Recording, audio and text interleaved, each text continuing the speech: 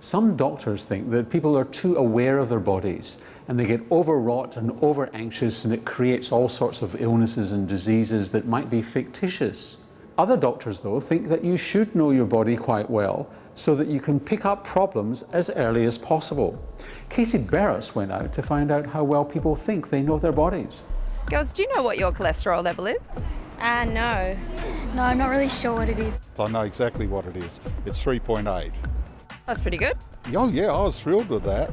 Cholesterol, I think, is about 6. Do you know what your cholesterol is? Yes, I do. What is it? It's 3.7, I think. It's pretty good. What about your resting pulse? Well, that's something I've never thought about. Pulse, well, as long as my heart's beating, I think that's the main thing. So Casey, it was a bit of a mixed bag. Yeah, it sure was. And Karen, you've been investigating because this is quite important if you've got a chronic illness. Yes, it's definitely a benefit in people being able to monitor their own bodies and seeing how their bodies are changing. So I went and spoke to an expert about how you actually do monitor your own body. When the patient is living in the outside world, they have to take care of themselves. And the challenge is, how do you help people manage themselves? And why don't they do what we tell them?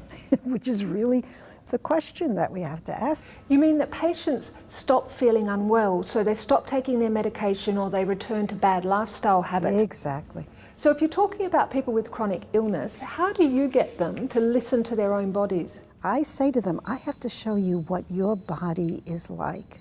I want you to take your blood pressure at a particular schedule. When you first get up in the morning, which is when it is highest physiologically, 2 hours after you take a medication, and then in the evening, and I want to see that diary with you. And there's an opportunity to compare a timed diary with a timed blood pressure tracing. And when I show it to them and I say, now, this is your body, talking to us, your pressure's really been pretty high over the past 24 hours. And you don't have anything in this diary that in any way corresponds to anything here. They'll say, I don't believe it. I said, it's your body, I didn't make it off. We just took it off you, and here is the tracing. That's very telling. How you help them frame what's going on in their own bodies is what's critical. So we don't know enough about our bodies, and those terrible patients not following doctors' orders. Yeah, well, there's a whole lot of reasons why patients might not follow doctors' orders. The real issue here is that we should be monitoring our bodies. But Norman, what is it that people should be looking for? Well, Karen, this really depends on your situation and your age. So if you are, for example, over the age of 40 or 45, you really should know your cholesterol. You should know what your blood pressure is. Everybody should know what their waist circumference is so they can get it down. That's a really significant risk factor for heart disease and for diabetes.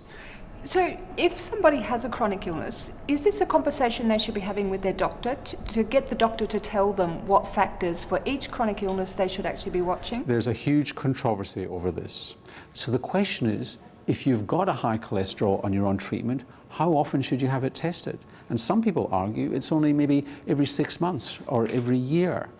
I guess it depends, though, on how serious your chronic illness is. So if you are somebody that is really seriously ill, you probably need some more regular monitoring. That's absolutely right. So if you've got diabetes and you're on insulin, you've got to check your blood sugar all the time.